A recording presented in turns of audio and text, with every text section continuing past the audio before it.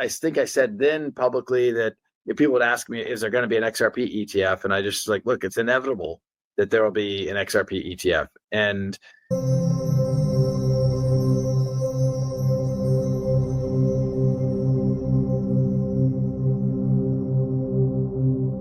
Alrighty, what is going on, everybody? Welcome back to another CYPRX video breakdown. In today's video, we're going to be discussing and talking about how early we are into this digital asset landscape, that right now we have a massive, monumental opportunity of a lifetime as retail investors front running the financial institutions in the digital asset landscape. We're going to be discussing and talking about the launches of possible Xrp ETFs in the near and imminent future.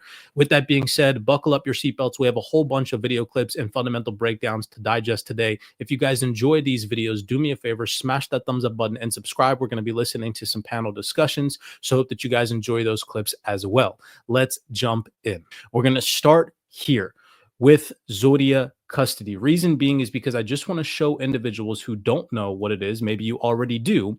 Zodia custody says here on their website, empowering global institutions to navigate the digital asset landscape simply, safely, and without compromise, backed by some of the world's largest institutions, Standard Chartered, Northern Trust, SBI. You guys get the picture. The reason why we're starting here is because just a couple of days ago, to show you guys how early we are in the opportunity that we right now have as manual retail investors. This is so phenomenal and is happening for the first time ever.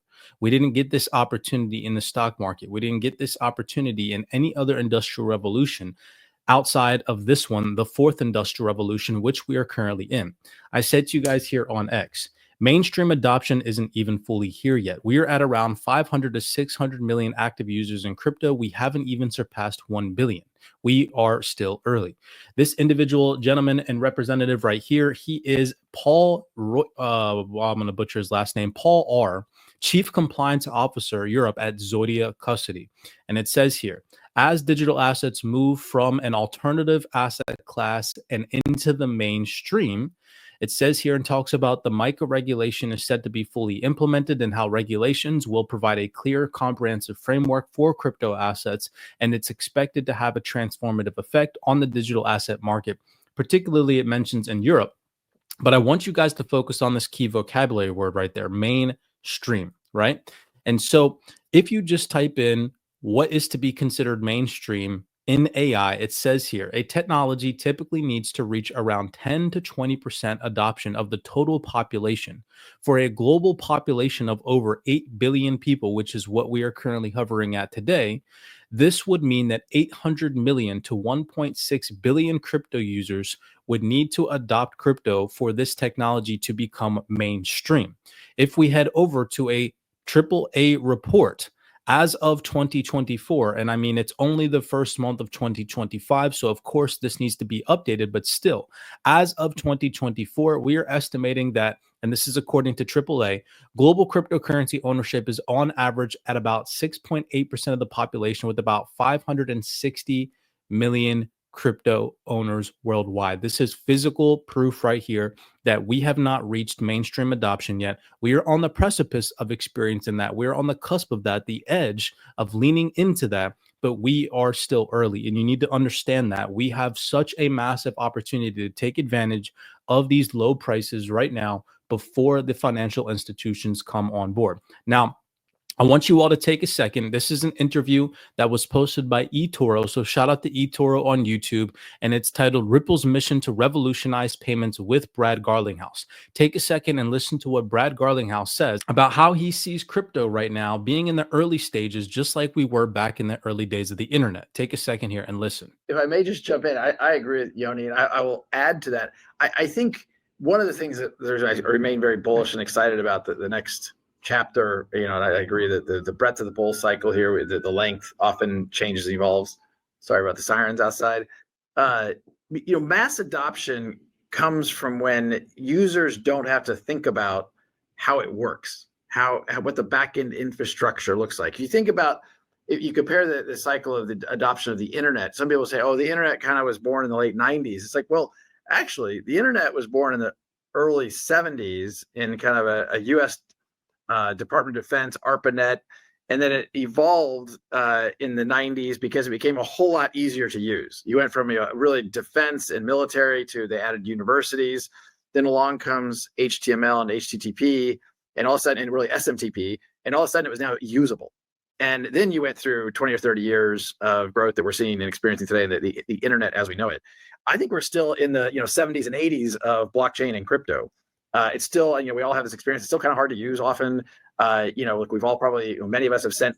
I'll pause it right there. We are still in the 70s and 80s of blockchain and crypto. That is exponential. And this is posted only 2 weeks ago. And so just kind of backs what it is that I'm showing you guys in the form of the posts that I make on X from individual representatives from Zordia Custody saying that we are on the precipice of experiencing mainstream adoption, and showing you guys how artificial intelligence defines mainstream adoption of anywhere between 8 to 10% of the population, i.e. 8 billion people. That would mean 800 million to 1.6 billion people adopting digital assets. We are not there yet. So I wanted to show you guys that physical proof for anybody that's a naysayer that says things like, oh, you've missed the train, or it's too late to buy these digital assets, or whatever the case may be.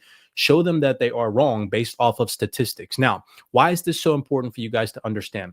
Based off of another post that I mentioned to you guys on the X Space, this is an article from Bitcoin Suisse. This is their 2025 outlook. Sorry, I'm so zoomed in. You guys can see that right here. Now, shout out to the CYPRX researchers for this one, particularly Frank and the CYPRX research team. But it talks about in this document, institutional adoption. Now, I'm going to stop share and I'm going to actually go over to the document itself. Give me just 1 second. Okay, so here is the document. This is the Bitcoin Suisse document. You can find this on page 15. This is massive, the fact that this is even here for us to see, because again, it presents an opportunity to show us a physical display that these financial institutions aren't fully here yet. It says institutional crypto adoption. It talks about crypto trading custody, how many institutions. You guys can see here, there's a check mark next to their names, whether they've adopted this or not. Private crypto funds, there's a couple of check marks. Crypto ETPs and ETFs, there's a couple check marks. And then here it says crypto enabled payments and tokenization. Now look at all these financial institutions: Bank of America, BNY Mellon, Citi, some of the largest financial institutions, HSBC, JP Morgan, so on and so forth. Imagine when this entire graph right here is all checked off. It says conditions are prime for institutional players to take the next logical step and deepen their blockchain integrations with a full-fledged roll-up implementation. Okay, check this out. Do you see how bare this graph is? There are so many financial institutions here that don't have private crypto funds, that don't have ETPs or ETFs, that don't have crypto-enabled payments yet. Okay, now let's go over to a Ripple Swell conference real fast. Do you guys remember this individual representative from Lead Bank mentioning that every financial institution will need to adopt cryptocurrency or risk falling behind? Take a second here and listen. Banks are seeing what you're, seeing from your customers. What kind of demand have you seen for crypto-related services? So, I think from our perspective, we are banking the people that are banking those that are in the crypto space. And so the demand has been immense, to be honest. And I think for a long time, especially in TradFi, there was a hesitance to dip your toe into the digital asset sector because of the high costs of compliance and the perhaps question of, was this something that was going to stick? And I think the answer is pretty clear and evident that it absolutely is. And now I think it's more dangerous for the US and for banks to not be willing to invest in it in the right compliant manner. It's more dangerous for banks and financial institutions not to invest in it in a regulatory compliant manner. That is insane, considering that XRP is one of the only digital assets with regulatory clarity. And this took place at Ripple Swell in 2024. This is again a representative from Lead Bank, one of the world's largest female-owned financial institutions. Okay, you cannot make this stuff up. So why is that so important to understand? We're going to go back to the eToro panel discussion that Brad Garlinghouse was a part of, where we're going to listen to this individual gentleman from eToro, Yanni. He is the co-founder of eToro. He goes on to mention how this current cycle is being led by retail investors. It's so important for you all to understand that right now we are front running the banks. Take a second and listen. Bitcoin point of view, that people should be like your own your own keys, your coins, and self-custody, and eventually seeing the fact that actually this institutional demand, right, that's following retail. So this is a market led by retail investors, right? That's following retail. So this is a market led by retail investors. That is huge, okay? Considering all the information that I've shown you now up to this point, that we are early based off statistics. And again, based off statistics, financial institutions, according to Bitcoin Suisse, have not fully implemented crypto at scale yet. It is coming though, right? Like I said, if you look at that Bitcoin Suisse graph, imagine when we get to a point where all of the financial institutions have check marks in each of those different categories. You heard the individual gentleman here from eToro mention that we are at the forefront of this, driving the demand, driving the adoption, the retail traders. Okay. I don't understand how people don't see the massive opportunity at hand. We've never had this opportunity in the history of retail investing. Okay, to front run the financial institutions, to buy up these digital assets at a very cheap price before they come in and drive prices higher. Now, last but not least, let's jump into this. This is an article from Cointelegraph, and it's talking about ETFs. Now, it's particularly only mentioning Bitcoin ETFs and Ethereum ETFs. And again, I firmly believe that that is a distraction, because I think that in the future, there are going to be so many other digital assets out there with ETFs and ETPs attached to them, so that these financial institutions can get involved in a comfortable way. But here it goes on to read. Expect 2025 to be the cryptocurrency market's best year ever, with Bitcoin and Ether both crushing all-time highs, among other potential remarkable positive developments. Steno Research, I don't know who that is, but they predict that Bitcoin and ETH spot prices will surpass 150,000 and 8,000 respectively. The analysts are also increasingly optimistic about the imminent altcoin season, according to the December research note, which if you guys want to read on this Cointelegraph article, you can click this here. The bullish BTC and ETH price projections reflect an unprecedentedly favorable regulatory environment for cryptocurrencies, which we mentioned back from the Zoidia custody individual representative talking about MiCA and talking about mainstream adoption. You guys kind of starting to see what I'm piecing together for you all? A supportive macroeconomic climate marked by declining interest rates and improved liquidity and historically strong post-Bitcoin halving performances. The report said, on top of this, institutional adoption is expected to reach unparalleled levels, further bolstered by significant inflows into US-based Bitcoin and Ethereum ETFs. Now, this article particularly mentions Bitcoin and Ethereum, but take a second and listen to what Brad Garlinghouse says about XRP ETFs in this panel discussion. Brad, there's been an influx of XRP ETF filings, both in and out of the US. How do you view all of this? How do you view these filings? Well, I think part of the transition from maybe more speculative retail into more institutional adoption and participation is the ETF step. Certainly, the Bitcoin ETF getting approved, the SEC was dragged kicking and screaming a little bit towards that outcome. But getting the Bitcoin ETF, I think, was a monumental event in terms of expanding the ability for others to participate, particularly institutional investors. So to me, I think I said then publicly that if people would ask me, is there going to be an XRP ETF? And I just look, it's inevitable that there will be an XRP ETF. And now I think I actually don't even know. I think there's 4 or 5 different filings here in the US. I know at least one in Europe.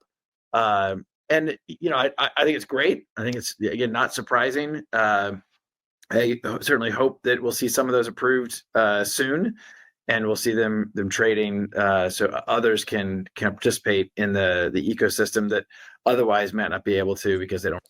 Boom, right? XRP ETFs are inevitable. So take this prediction from Stani, right, where they're talking about Bitcoin and Ethereum ETFs crushing all-time highs for both Bitcoin and Ethereum. Imagine if we really started to see a kickoff, an exponential growth, and institutional adoption of XRP ETFs in 2025.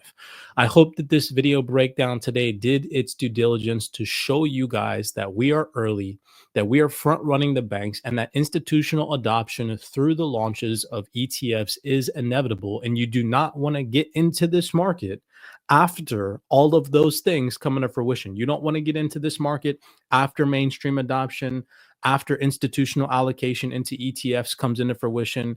That isn't there's such a massive opportunity. And again, it's not financial advice. Everybody has their own different risk tolerance, but do your research. Again, I cannot stress enough that now is the time to persevere and push for your education in this digital asset landscape, because we have an opportunity of a lifetime at our fingertips. Of course, we're going to need to ride the volatile waves. We're going to need to be able to stomach the volatility in case there is a market correction. But zooming out long term in the next consecutive couple of months / years, I have a firm belief that a lot of these bullish projections are going to continue to be met and come into fruition. With that being said, if you guys enjoyed this video breakdown, do me a favor, smash that thumbs up button and subscribe to the platform. We do appreciate the love and the support. Blessings to you guys. I hope that you all have a bright 2025 year ahead. As always, be cognizant, be aware out there, and I'll see you guys on the next video breakdown.